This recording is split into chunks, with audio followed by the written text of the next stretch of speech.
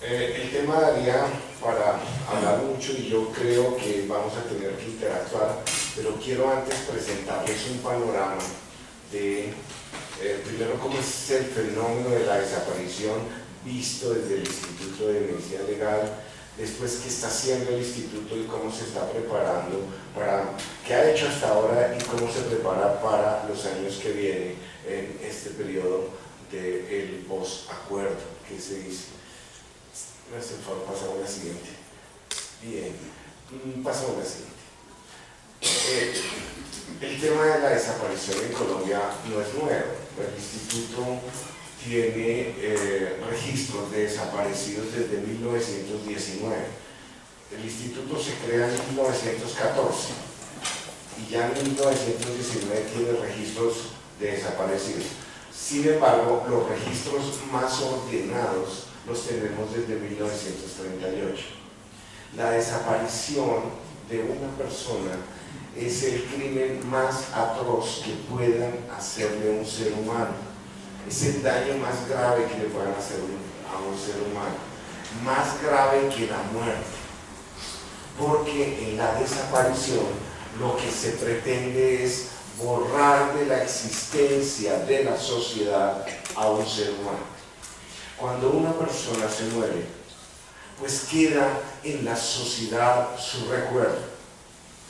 Se muere un familiar y para sus sobrevivientes su memoria lo hace vivir por siempre. Y es más, esa memoria se pasa de generación en generación y así nosotros conocemos los hechos que pudo realizar esa persona.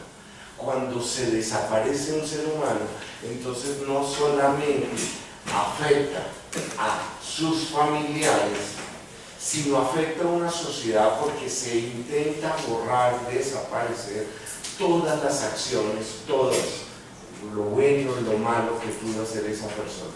Y eso es gravísimo para una sociedad. Adicionalmente, la desaparición en Colombia ha sido siempre un mecanismo de fuerza, es decir, una manifestación de fuerza. Colombia no tiene, yo soy de los que opino que no tiene solo 52 años de violencia. Si ustedes recuerdan, desde que nos constituimos república, se inició un enfrentamiento político que finaliza en el siglo XIX con la Guerra de los 1000 días. Comienza el siglo XX con la Guerra de los 1000 días y en los primeros años del siglo XX pues, se matiza con una violencia política soterrada que hace crisis a mediados y finaliza el siglo XX y comienza el XXI con esta guerra que tenemos. De tal manera que son más de 200 años de guerra y 200 años de práctica de esto. Ahora, la desaparición tiene unas características. Primero, la acción de fuerza. Lo segundo es que uno de sus propósitos es causar terror, causar miedo, y para ello entonces se asocia con la impunidad, el silencio y la impunidad. Y muchas de las instituciones, como el Instituto de Medicina Legal, hemos sido complacientes con eso. Y ante estos foros, tengo como director que ser totalmente honesto y decir que durante muchos años el Instituto le negó información a las víctimas. Muchas de las víctimas de desaparición, lo único que podían atender era ir al Instituto de Medicina Legal, golpear las puertas y preguntar por su amigo, su familiar desaparecido. Y en muchas circunstancias se les decía: no, aquí no está, sin ni siquiera averiguar. Vaya averigüe en la policía, vaya averigüe con los juzgados, vaya averigüe con la fiscalía, vaya. Y esa situación agravó durante muchos años el fenómeno de la desaparición, porque las instituciones guardamos silencio frente a un fenómeno que aún no se ha sabido investigar. La impunidad en la desaparición tiene los registros más altos de todos los delitos en Colombia. La impunidad, entonces, está matizando mucho la desaparición en Colombia. Bien, entonces, ¿cuál es la problemática? Un número indeterminado de personas desaparecidas en Colombia. ¿Y por qué decimos un número indeterminado? Al entrar aquí a este salón, me entrevistan y me preguntan acerca del registro de desaparecidos.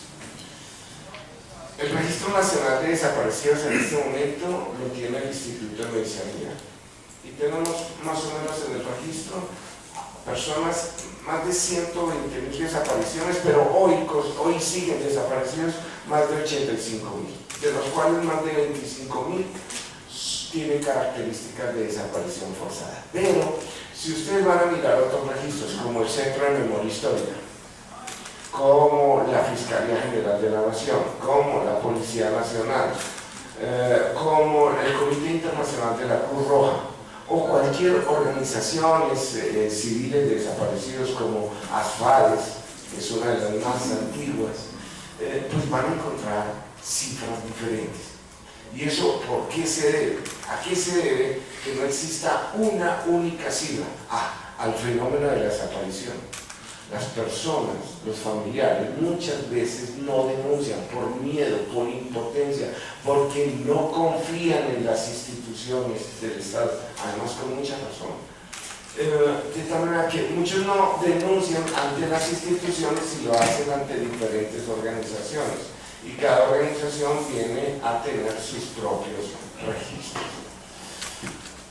Las entidades responsables de la búsqueda de desaparecidos con procesos y sistemas independientes no interrelacionados. Es muy frecuente que el fenómeno de la desaparición en Colombia se ha manejado como muy secreto. Los desaparecidos de la fuerza pública, los desaparecidos de la ciudadanía, los desaparecidos políticos, los desaparecidos sindicales, los desaparecidos de cualquier grupo vulnerable. Han sido temas de mucho prejuicio y de mucho silencio. Entonces, la policía tiene su propio registro, la fiscalía tiene su registro, el Ministerio de Defensa tiene su propio registro, y han existido muchos celos en compartir esas informaciones y en clasificar esas informaciones, de tal manera que eso también ha impedido que se logre con el hallazgo o se dé el resultado del hallazgo.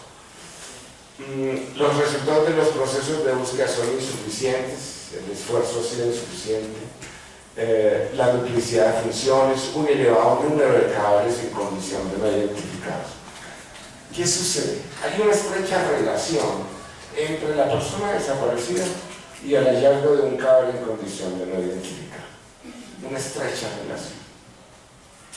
Y en Colombia calcula el Instituto de Medicina Legal que hay más de 200.000 cadáveres en condición de no identificados en los cementerios de Colombia. Cálculos derivados de estudios realizados por el Ministerio del Interior, un panorama general del Ministerio del Interior con los estudios que tiene el Instituto de Medicina Legal.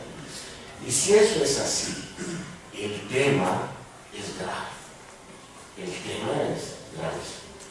Y les cuento una anécdota. Participé en 5 ocasiones en la mesa de negociación en La Habana, porque la mesa de negociación me llamó, me invitó a hablarles sobre este tema, y en los primeros diálogos de la mesa de negociación se hablaba de constituir una unidad de búsqueda de personas desaparecidas y que esa unidad durara 5 años, tuviera una existencia de 5 años.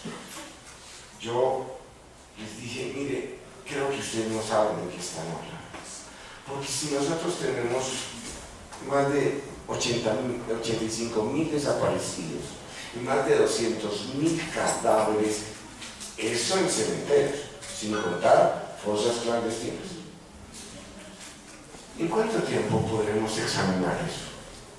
Por la experiencia que tenemos con todas las instituciones, policía, CTI, DIJÍN, SIJÍN, medicina legal, por año, el año pasado, por ejemplo, que se hizo una gran colaboración y un gran esfuerzo, logramos entre todos examinar alrededor de unos 700, 800 cadáveres. Y si nos pusiéramos una meta, yo le dije en la mesa de negociación, de que no fuera 700 en 1800 cadáveres, sino que constituyéramos una unidad europea que caminara al año 2000 cadáveres por año. ¿Cuánto nos gastamos? ¿Cuántos años nos gastamos?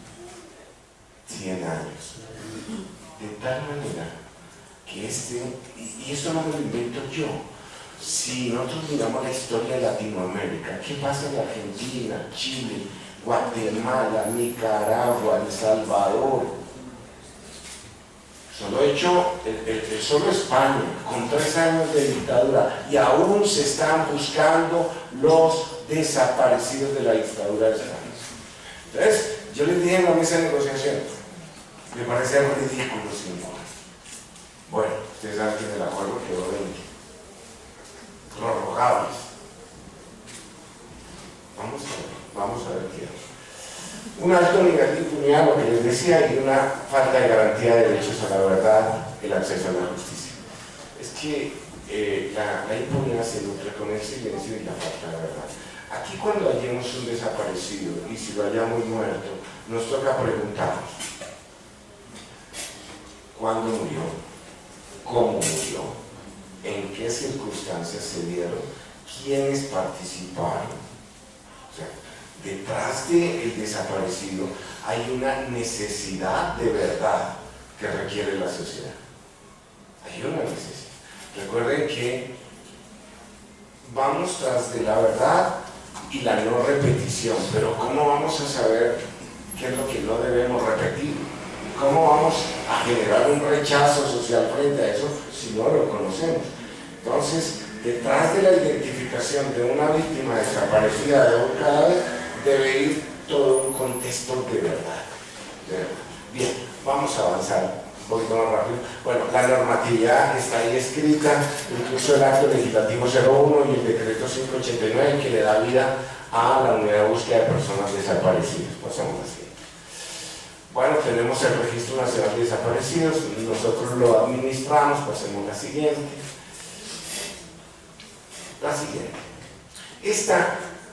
Esta gráfica, esta línea roja, es la desaparición forzada en Colombia.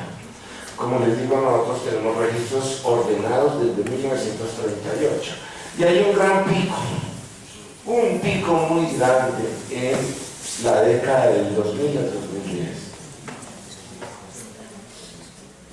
Miren eso. Y eso es historia. O sea, eso no se borra. Ese gran pico.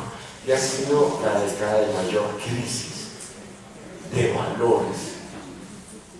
La época donde los derechos humanos no fueron derechos.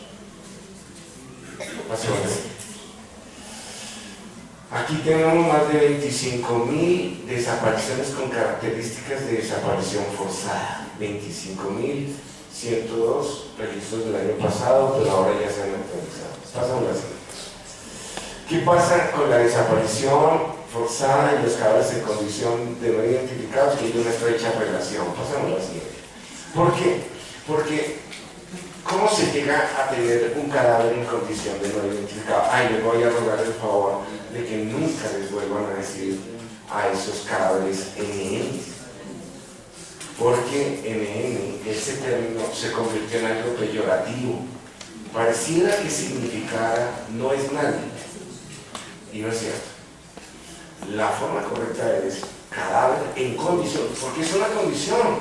Él no nació desaparecido, nació de un papá y de una mamá. Y es una condición.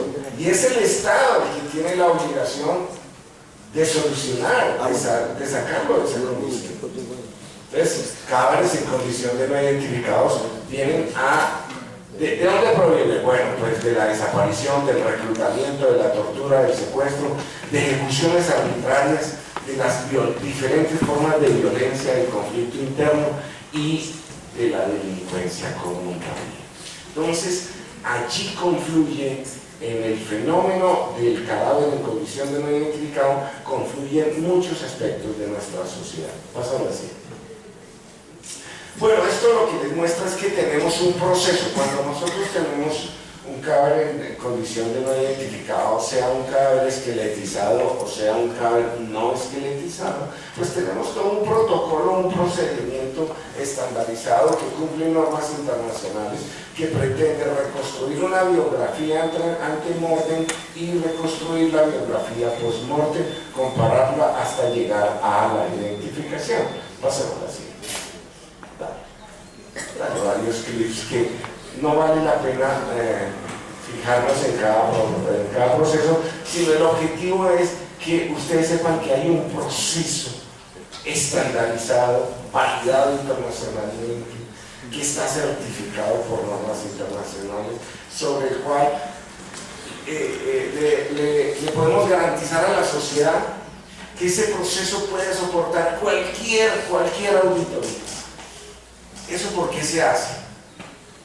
Porque nos hemos ganado de a pulso una gran desconfianza. Eso sí, nos la hemos ganado durante muchos años. El silencio del instituto generó una gran desconfianza.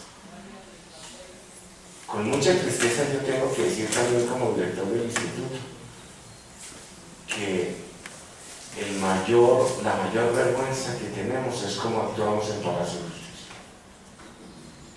Y yo por eso, al cumplirse 30 años, en la misma plaza del mismo Palacio de Justicia, pedí perdón por cómo actuamos. Porque la ciencia en 1985 sucumbió ante el poder político y militar de la época. Y no podía la ciencia sucumbir. Por eso pedí perdón. Y ese es el mayor compromiso hoy del instituto. No vuelve a pasar eso en Colombia. No vuelve a pasar eso. Y por eso tenemos estructuras científicas validadas internacionalmente. Porque nadie puede vulnerar esa estructura. Así lo ordene. ¿Sí me van a entender? Así lo ordenase el Papa Francisco. No se puede alterar esta estructura, so pena de que no podría soportar una auditoría. Y esto es transparente. La mayor garantía de independencia son los procesos. Cuando tenemos procesos con un rigor científico, eso es garantía de independencia. Porque son procesos que se pueden cuestionar. Y son públicos. Y que cumplen no normas nacionales, sino normas internacionales. Y que están sometidos a la veeduría de cualquier organismo internacional. Pasamos. Entonces, ¿qué tenemos? El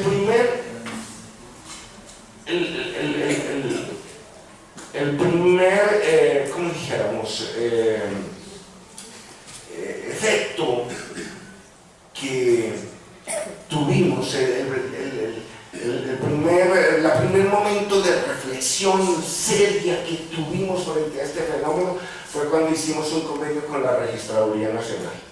¿Por qué? Porque en el año 2010 teníamos en nuestro poder más de 22.000 necrodactiles. Para que ustedes lo entiendan, son las tarjetas de huellas dactilares de cadáveres que habían llegado al instituto en condición de no identificados. Más de 22.000.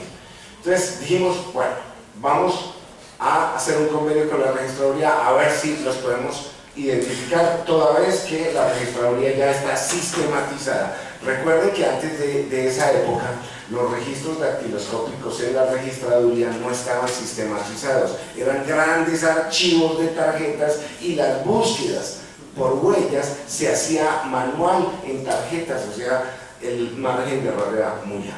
Entonces dijimos, bueno, ya toda la registraduría en Colombia está sistematizada, tiene el sistema AFIS, pues entonces vamos a correr todas esas 22.000 tarjetas a ver qué pasa.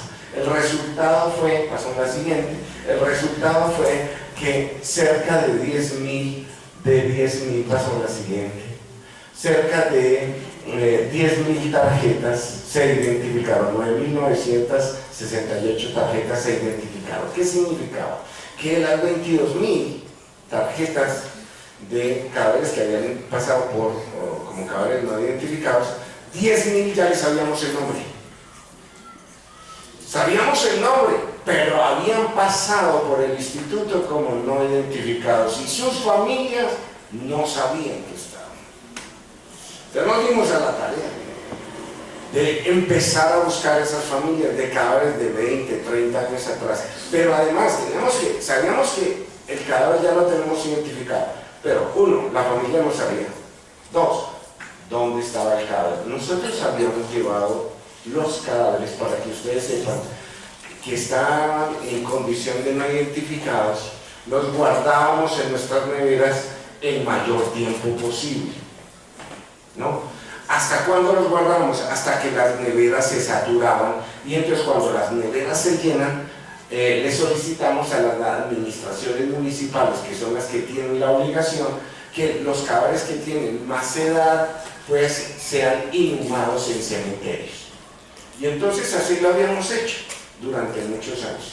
Entonces teníamos el registro de los cementerios a donde habíamos enviado esos cadáveres en condición de no identificados. Y oh sorpresa, cuando llegamos al cementerio y les decimos, oye, al cementerio, aquí le enviamos en estas fechas estos cadáveres, por favor díganme dónde están. Nadie sabía. Nadie sabía dónde estaban. Qué desorden tan monumental de los cementerios de Colombia.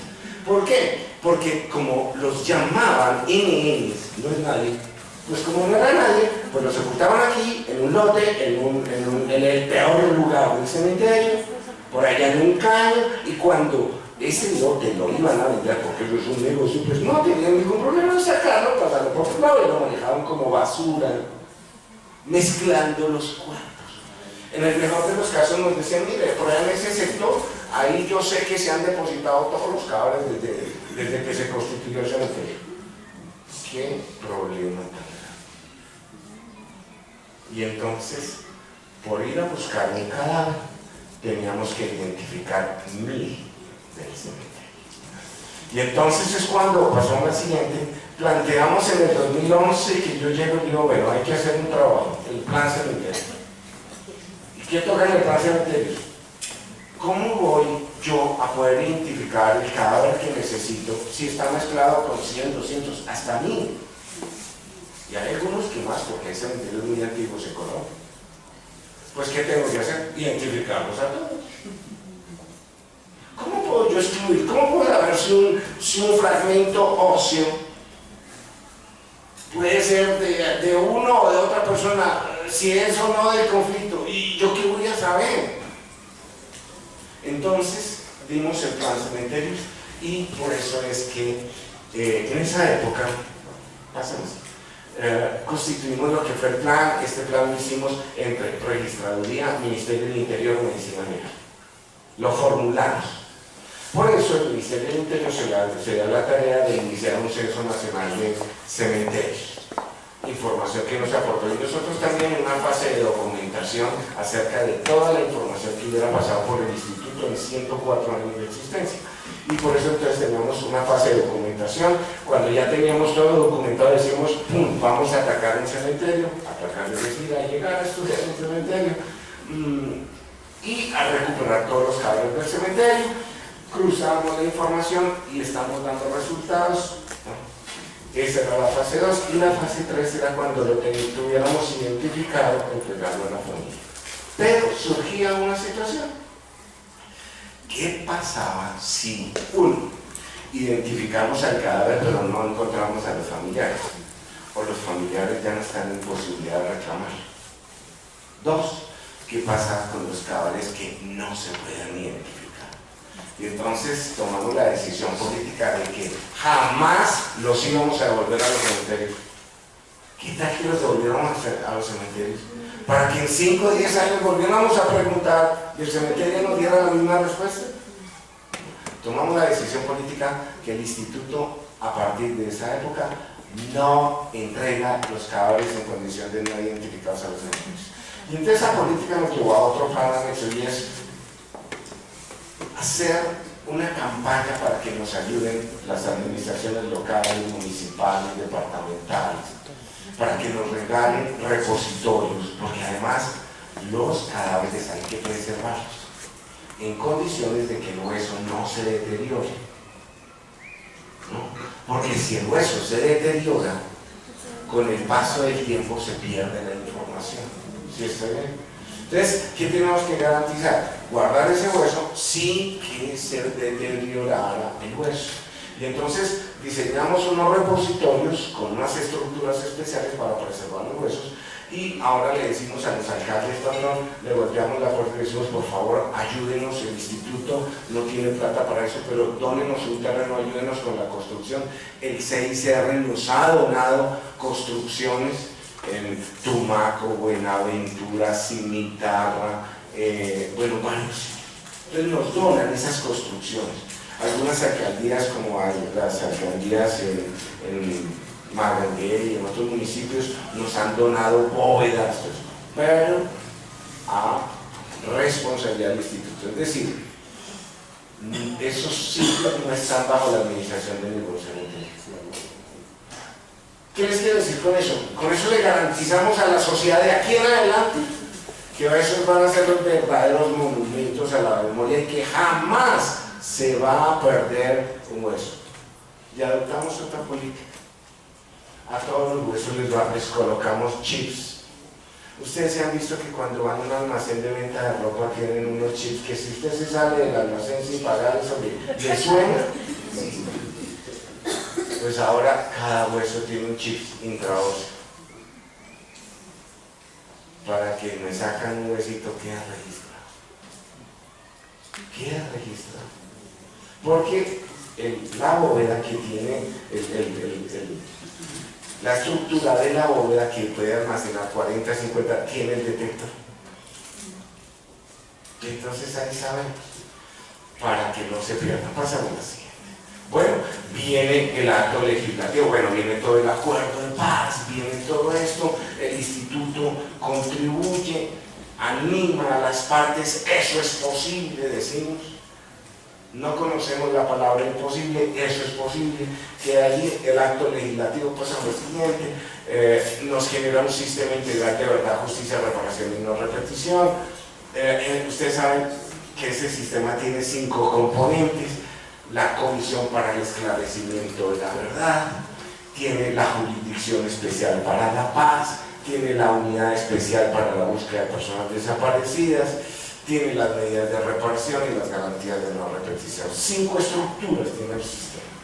De esas 5, nosotros actuamos principalmente en la Unidad para la Búsqueda de Personas Desaparecidas y en la Jurisdicción Especial para la Paz, especialmente en la Unidad de Investigación y Administración de la Jurisdicción. Con mucha fuerza. Contribuimos también para la Comisión para el Esclarecimiento de la Verdad. Nuestro compromiso está ahí. Pero de estas, tal vez le quiero hacer especial énfasis en, pasando a la siguiente, la unidad, ¿no? Bueno, este sistema tiene unos principios que están allí. Y ustedes se dan cuenta que son los principios de una justicia restaurativa. Y es que ahora debemos prepararnos para adoptar y para entender lo que es la justicia restaurativa y diferenciarla de la justicia retributiva. Se han escuchado y se escuchan permanentemente voces que hablan en contra del proceso de paz y en contra de este modelo de justicia y en contra de la justicia transicional y que aquí va a haber impunidad. ¿Acaso ha habido justicia? ¿O es que tenemos las cifras de impunidad y desaparición forzada son mentiras? Es que la constante de hoy es impunidad. Pero entonces la falacia más grande es decir, no, es que si se aplica esto va a haber impunidad. Precisamente no, porque los sistemas de justicia restaurativos ya no piensan tanto en el delito, su eje central es la víctima. La víctima. Y el victimario se le induce a que reconozca sus acciones, asuma las responsabilidades y reparemos a las víctimas. Porque es que las víctimas no se reparan con 20, 30 años de cárcel, que nunca se cumplen. Cuando hemos visto que una víctima quiere reparar, eso es alimentar la venganza. Las víctimas no se reparan así. La sociedad no se repara así. De hecho, bueno, lo que yo digo, ustedes lo ven a diario. Pasamos la siguiente. Y entonces se plantea la justicia restaurativa. Y ahí vienen las ciencias forenses en un modelo de justicia restaurativa. Y en el instituto estamos cambiando, porque 104 años auxiliando a una justicia retributiva. Entonces, en 104 años, ¿qué nos interesa? Lo que le interesa al fiscal. ¿Y qué le interesa al fiscal? 1, demostrar que es delito. 2, identificar a los responsables. 3, sancionarlo. ¿Le interesa a la víctima? ¿Le interesa la verdad?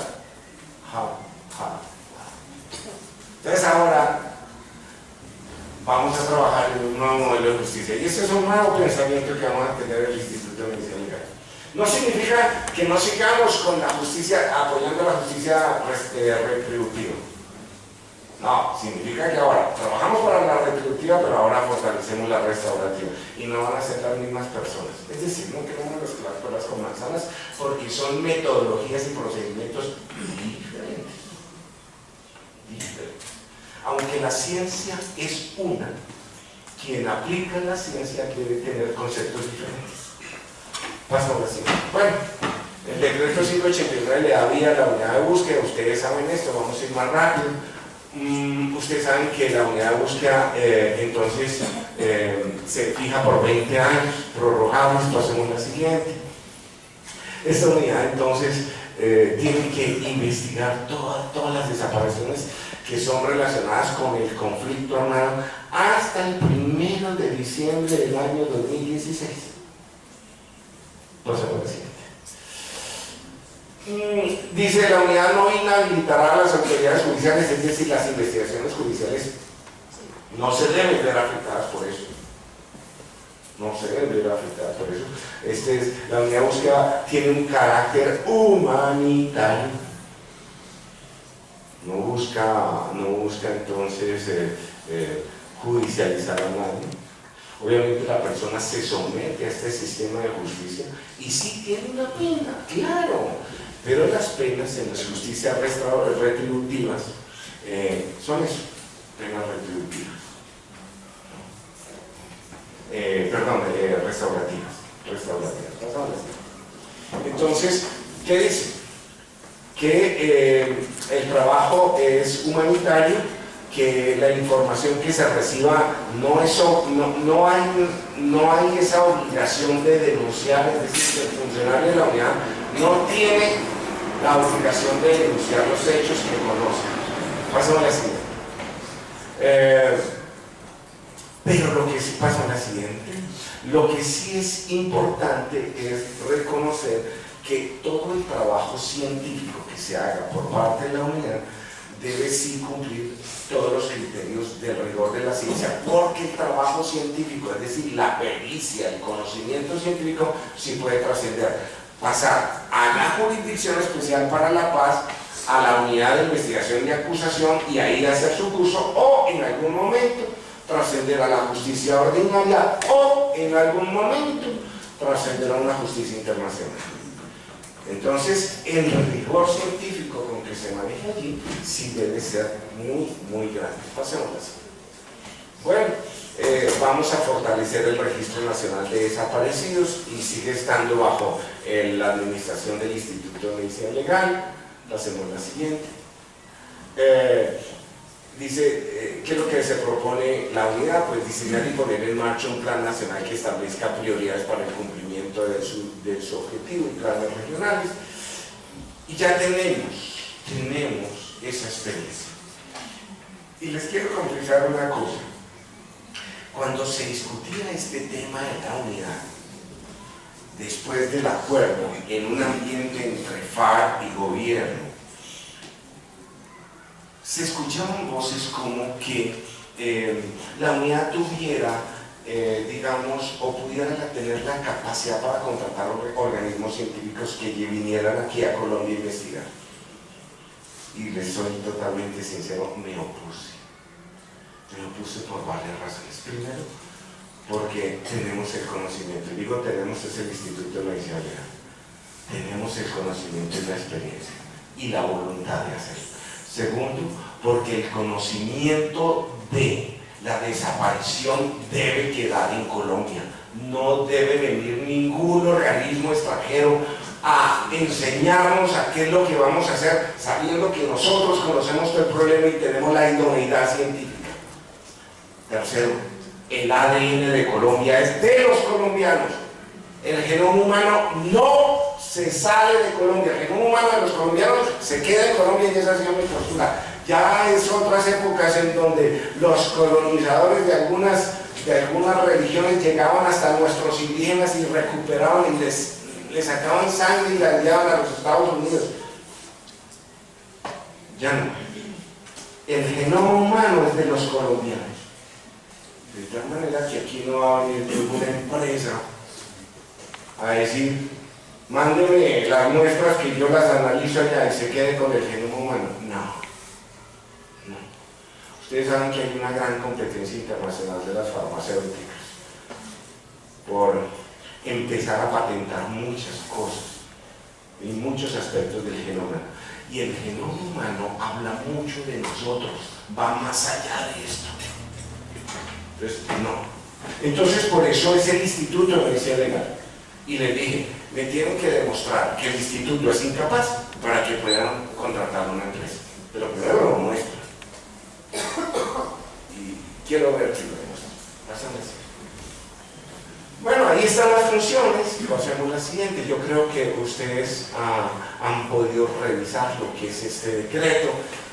Las funciones nos llevan entonces a buscar, ubicar, recuperar, analizar los cuerpos, identificar y contribuir a la verdad. Y no se les olvide que la verdad no es solamente la identificación, es el primer paso para lograr la verdad. Pasemos la siguiente.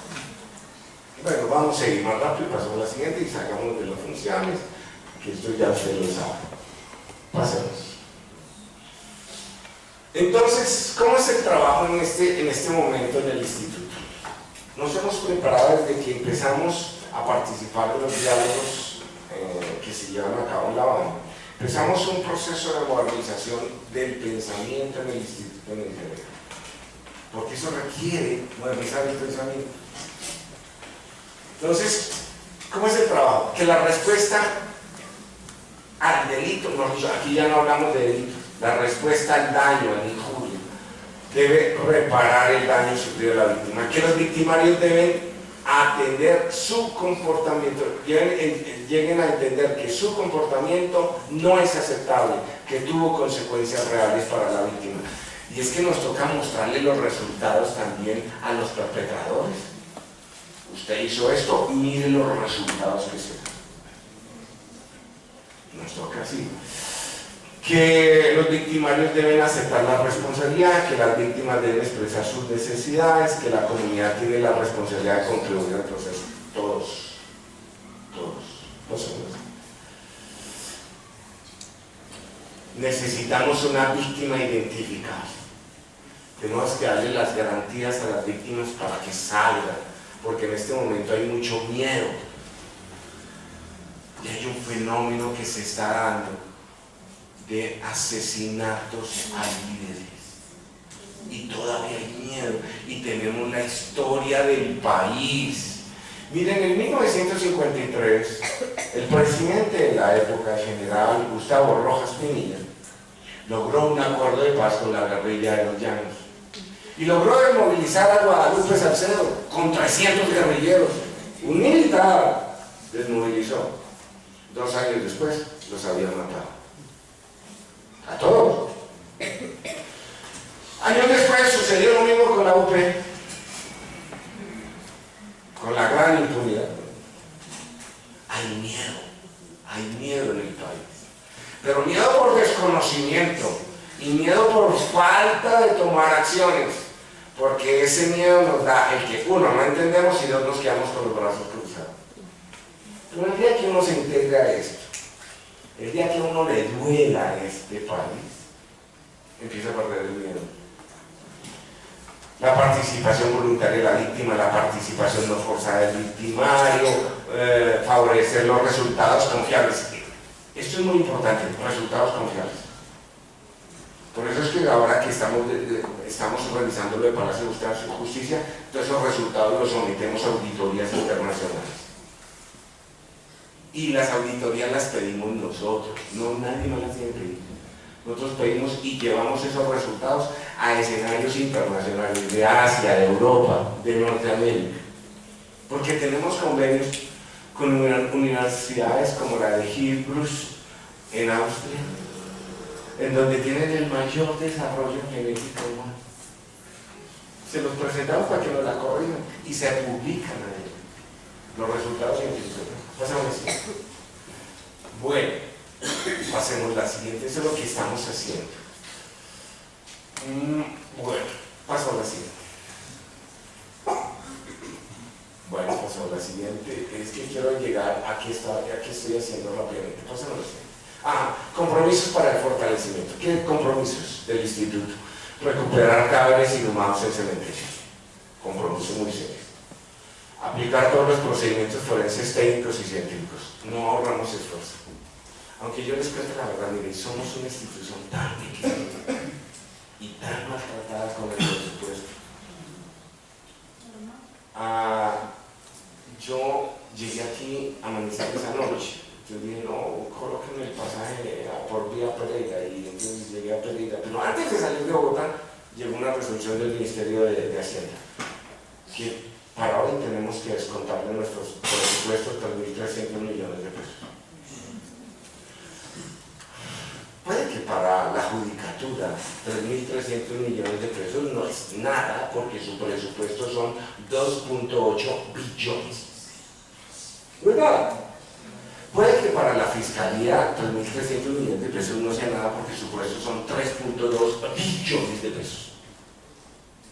Pero para el instituto, cuyo presupuesto este año es 278.000 millones de pesos no más. Entonces, no sé dónde es, pero me toca la respuesta ahora en la tarde. ¿A qué le quito yo 3.300 millones de pesos?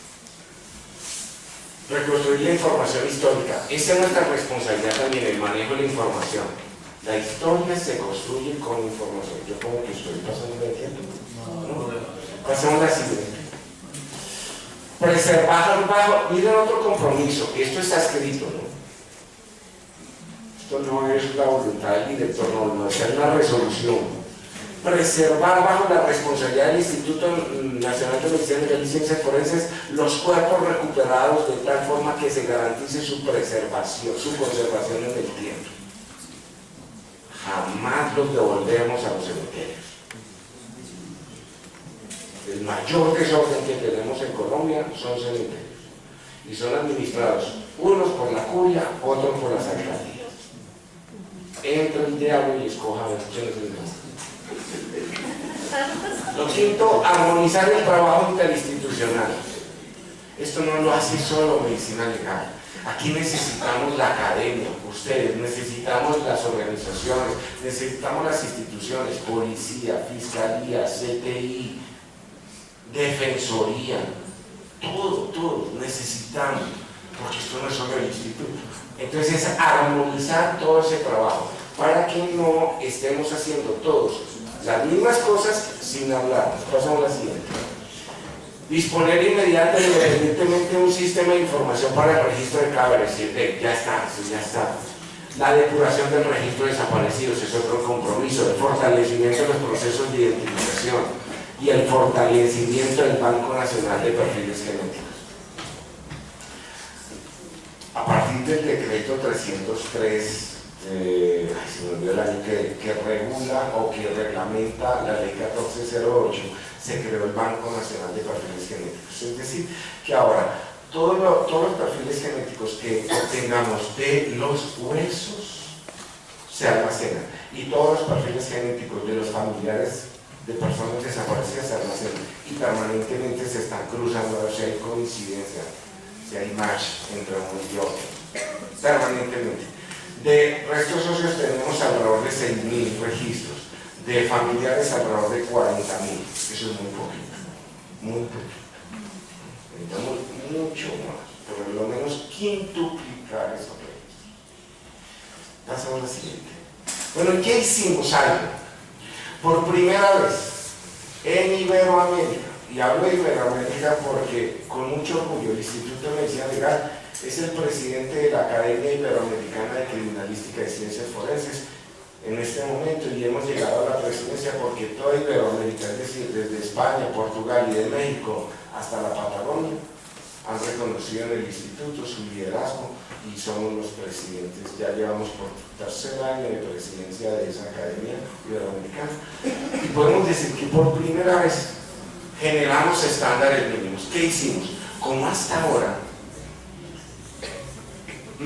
podían exhumar, por ejemplo, podía exhumar la fiscalía, podía exhumar la fiscalía con apoyo de la policía, con el apoyo del CTI, podían exhumar las organizaciones, organizaciones civiles como Equitas, como el CICR, y resulta que lo que advertimos es que todos los procesos de búsqueda, recuperación, análisis no estaban estandarizados. Entonces, ¿qué hicimos? Los estandarizamos. ¿Qué es estandarizar? Es crear un mínimo de procedimientos. Un mínimo, es decir, unos elementos básicos mínimos para que nadie esté por debajo del mínimo. Y los creamos.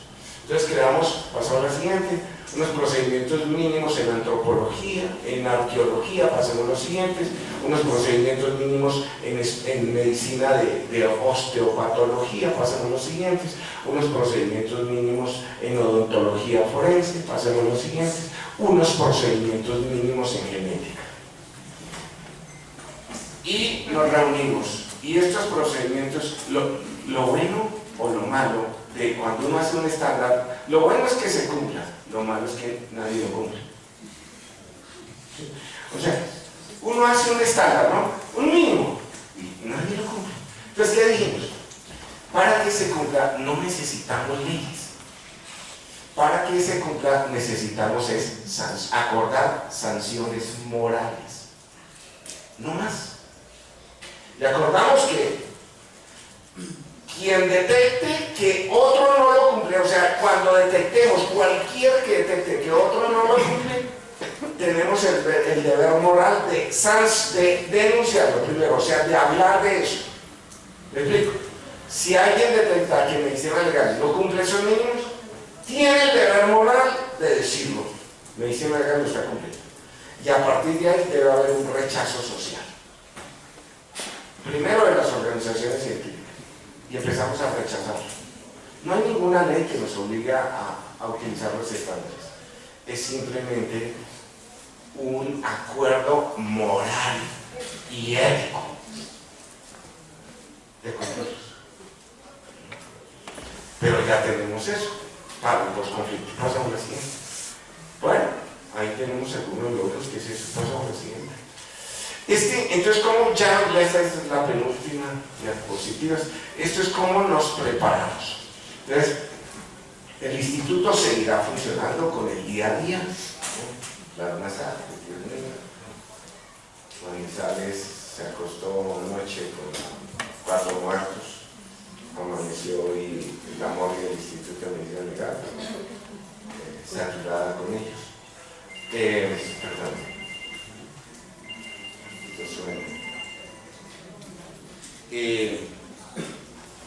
Pero ahora creamos otro grupo aparte para la búsqueda en el post-conflicto, en el post-acuerdo.